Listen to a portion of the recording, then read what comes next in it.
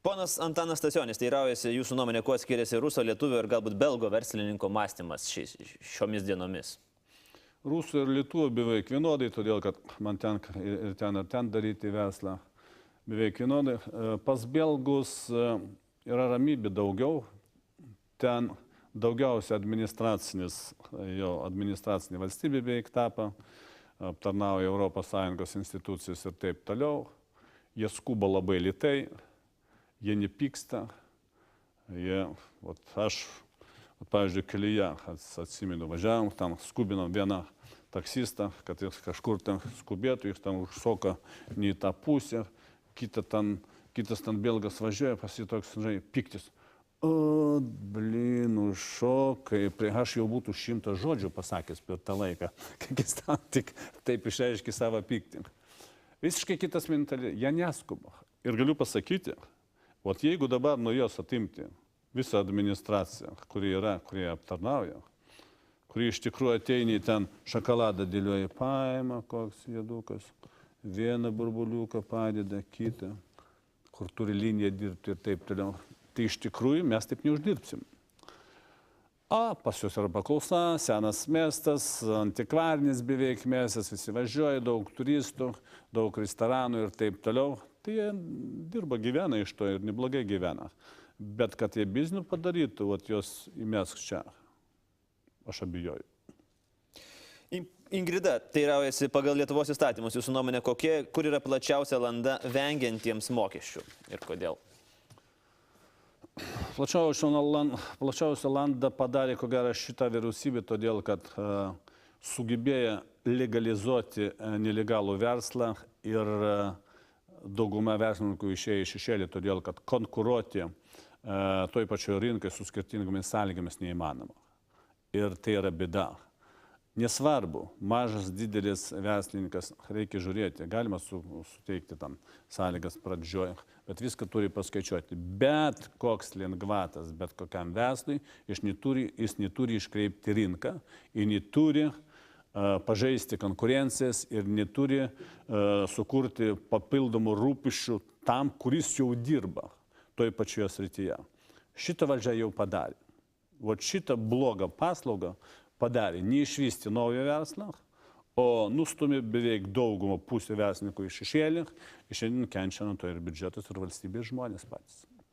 2010 metai, ruduo. Analitikai pradeda kalbėti apie ekonomikos atsigavimą, tam tikri statistiniai makroekonominiai rodikliai jau rodo irgi pozityvesnius dalykus. Kaip Jūs manot, kokie bus 2011 mūsų šalies verslui ir žmonėms?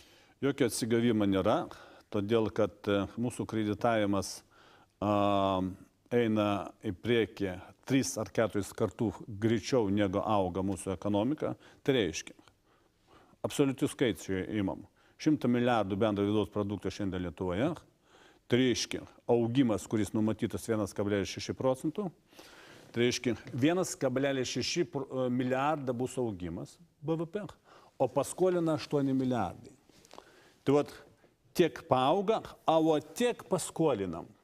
Tai kur čia yra atsigavimas, gerbimieji? Jeigu mažiau paskolinsim, to nebūtų iš vis BVP augimą. Todėl, kad visa skola ateina į BVP.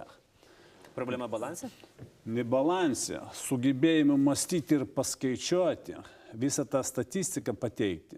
Visas kreditas, kuris šiandien ateina pas mus į Lietuvą, į biudžetą, jis visas įtraukiamas į bendrą vidaus produktą. Mes jį neuždirbam, mes pravalgam, skaičiuojam, kad pas mus prieaugis yra. Gerbimieji, mes patys save apgaudinėjame. Šitoje vietoje ir apgaudinėja nemažai Europai, todėl kad visi jau paskolina daugiau negu bando sukurti bendrą vidaus produktą per metus. Koks bus rezultatas?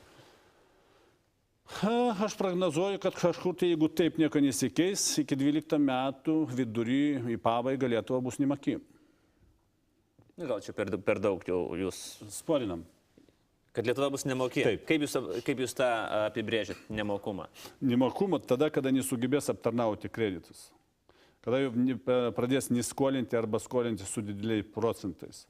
Kada jie pradės gražinti kreditus ir procentus ne iš uždirbtų pinigų, o paskolintų iš kitur ir atiduoda kitam bankui, kitai valstybei.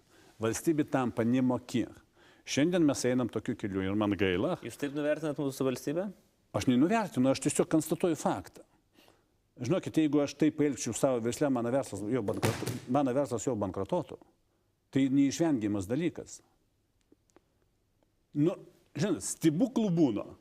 Kazino, oras gali pasikeisti stebuklingai, loterija gali būti, o finansose stebuklų nėra. Jeigu tu suvalgai daugiau negu turi, tų stebuklų čia nebus, čia iš dangaus nenukris nieko. Iš ko jūs lažintumėtės? Iš bet ko norim.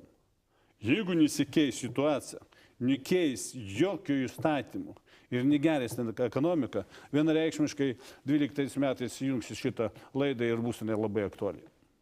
Gerai, pažiūrėsim. Paskutinis klausimas, prieš baigiant mūsų pokalbį, mūsų socialinio tinklo draugė, prisistatydama kaip Antaninė Obelis, teigia, su verslininkė pinigų yra, o laiko nėra, bet reikia diplomo. Ką daryti, ponė Viktorai? Žiūrint, ką tu nori. Jeigu nori tik diplomą, nupirk, jeigu nori įgyti žinias ir būti tokiam pratingum kaip aš, reikia eiti mokintis.